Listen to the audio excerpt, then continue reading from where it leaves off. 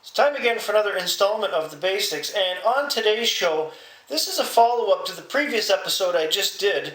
I started talking about combination decks like black, colorless, and red, and I wanted to show you what's in mine and how I work it, because I know there's questions about the percentage of mana and other cards, especially the gold cards that I would be using. So I will show you right now.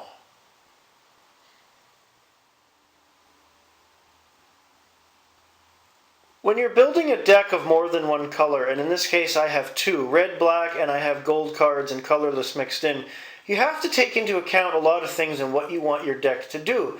So one of the first things I thought about was the mana count. And now I've always said when you build a deck for Magic the Gathering, 30 to 35% is the sweet spot for mana. That is just perfect.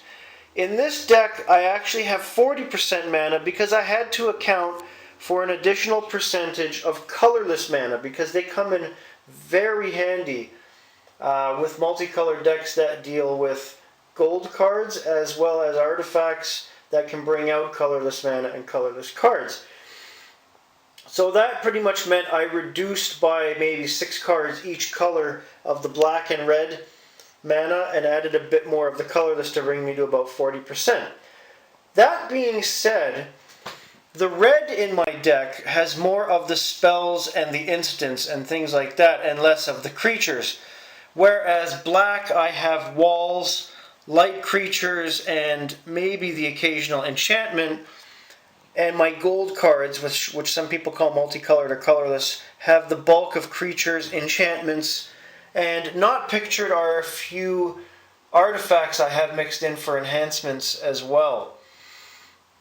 The reason why I've done this is because it's a multifaceted deck with 2 different colors, including the gold cards, so that would be 3.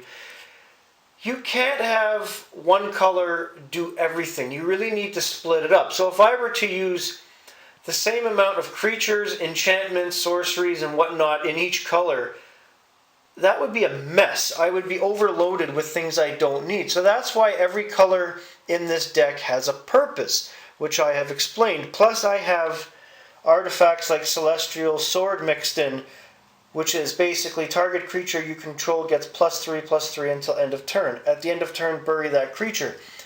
And I will use that a lot on quads such as Army Ants, which are 1/1. They only cost 3 to bring out, so a black, a red, and another one of my choice.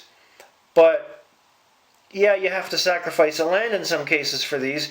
But when you put the enhancement on there and they become 4/4, you can do a lot of damage in a shorter period of time. So the pros outweigh the cons. But this is why I've set this deck up the way I have, so no one color does everything. Everything has to mesh. And again, that starts with the percentage of mana. You can play around with this, but my happy medium is that maybe I want to say that of the 2 colors, I added another maybe 15 to 20% of the colorless / gold cards to pick up the slack. Because again, you don't want too many of those either.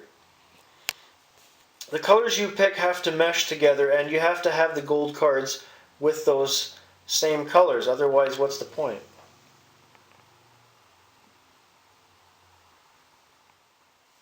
Now, the reason why I made a red-black deck with the gold cards is because a lot of the gold colorless cards are great for black and red combined. And I happen to have a lot more of them than some of the other combinations like green-red or black-green or white-blue, etc., etc. So it made sense to use what I had to build a pretty kick-ass deck.